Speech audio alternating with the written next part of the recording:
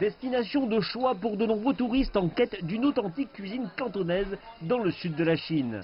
Après avoir passé 3 mois à l'intérieur, les gens s'aventurent maintenant dehors, profitant de l'une des fêtes nationales de la Chine.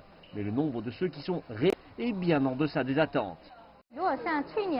L'année dernière, pendant les vacances de mai, il y avait de longues files d'attente même à cette époque. Maintenant, vous voyez que le nombre de personnes a diminué, c'est très différent de l'année dernière. Le Grand View Mall nous a mis en place des politiques préférentielles et mon entreprise a créé de nouveaux plats. Je pense que le secteur de la restauration va bientôt reprendre.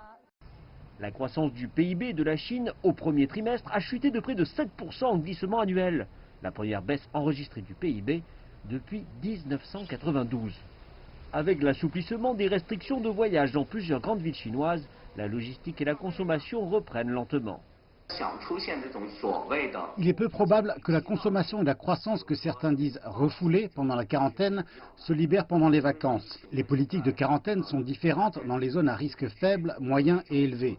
Ces zones sont dispersées dans toute la Chine. Les niveaux de reprise du travail et de reprise de la production sont également différents. Les revenus du grand public ont également été fortement réduits. C'est pourquoi la compensation de la consommation refoulée est peu probable. S'il n'y avait pas de Covid-19, cette zone serait bondée de touristes. La pandémie a en effet pesé sur l'économie chinoise. Il faudra peut-être un certain temps avant qu'elle ne se rétablisse complètement. Mais certains voient encore le verre à moitié plein. Le directeur du Grand View Mall s'emploie à se transformer en une célébrité en ligne pour augmenter les ventes via la diffusion en direct sur Internet. Il dit que son entreprise doit prendre le train en marche. Je considère la pandémie comme une opportunité pour certaines entreprises comme Grand View Mall. Il est vrai que nos revenus et nos clients ont enregistré une baisse pouvant atteindre les 70%.